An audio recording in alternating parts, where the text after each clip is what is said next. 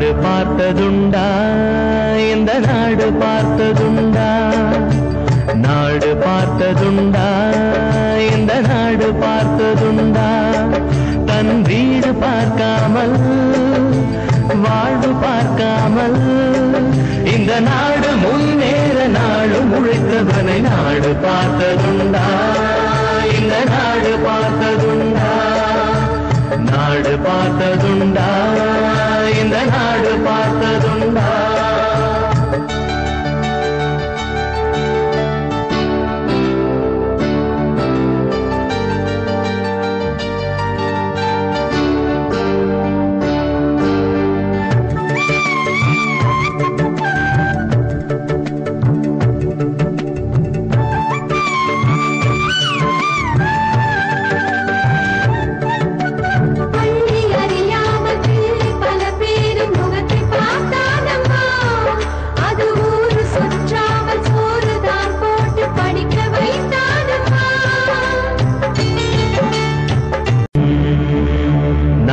பார்த்ததுண்டா இந்த நாடு பார்த்ததுண்டா நாடு பார்த்ததுண்டா இந்த நாடு பார்த்ததுண்டா தன் வீடு பார்க்காமல் வாழ்வு பார்க்காமல் இந்த நாடு முன்னேற நாடு உழைத்தவனை நாடு பார்த்ததுண்டா இந்த நாடு பார்த்ததுண்டா நாடு பார்த்ததுண்டா இந்த நாடு பார்த்ததுண்டா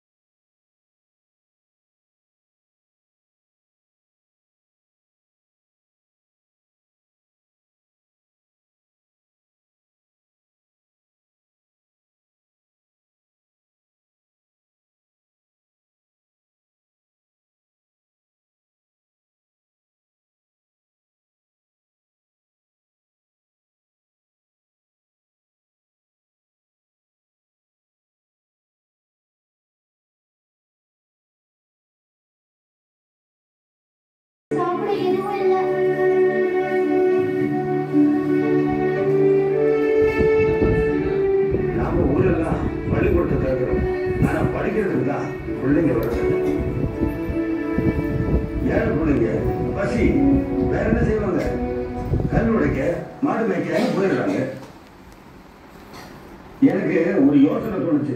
பள்ளிக்கூடத்துல மத்தியானம் சோறு போட்டா பிள்ளைங்க வரத்து அதிகமாகும். என்ன சொல்றீங்க? ஆமாய்யா. அந்த யோசனையை தான் வடிவேல் சார் கிட்ட சொல்லி ஒரு திட்டம் தயாரிக்க சொன்னேன். தயாரிப்பீங்களா? பள்ளிக்கூடத்துல பிள்ளைங்களுக்கு மத்தியானம் சோறு போடுறதுக்கு என்ன செலவாகும்னு? ஒரு குழந்தைக்கு 1,000 செலவாகுங்க. வருஷத்துல எத்தனை நாள் சாப்பாடு போட வேண்டியிருக்கும்? 210 நாள். அப்போ வருஷத்துக்கு ஒரு பிள்ளைக்கு 19-20 ரூபாய் ஆகும் இல்லையா? மொத்தத்துல எவ்வளவு செலவாகும்னு? குறைந்தபட்சம் 1 கோடி ரூபாய் செலவாகும். சாப்பாடு போட்டா பிள்ளைங்க வரத்து அதிகமாகுமா இல்லையா? கண்டிப்பா அதிகரிக்கும். 20-25% வரைக்கும் அதிகரிக்கும். அப்போ அதுக்கு சேர்த்து கணக்கு போடுங்க, திட்டத்தை ரெடி பண்ணுங்க. இப்பவே ஆண்டு வருமானத்துல 400 பகுதியை, அதாவது 10 கோடி ரூபாயை கல்விக்காக செலவு பண்றோம். இத இன்னும் அதிகப்படுத்தணும்னா புதுசா வரிகள் விதிக்கிறத தவிர வேற வழியே கிடையாது. புதுசா வரி விதிச்சா ஜனங்களுக்கு அரசு மேல அதிருப்தி ஏற்படும். எப்பவுமே ஓட் பேங்க மனசுல வச்சுக்கிட்டு ஒரு விஷயத்தை பார்க்க கூடாது. மக்களுக்கு நல்லது செய்யணும், நம்ம சந்ததி நல்லா இருக்கணும், அதான் முக்கியம்னு உடனே இந்த திட்டத்தை செயல்படுத்தி ஆகணும்.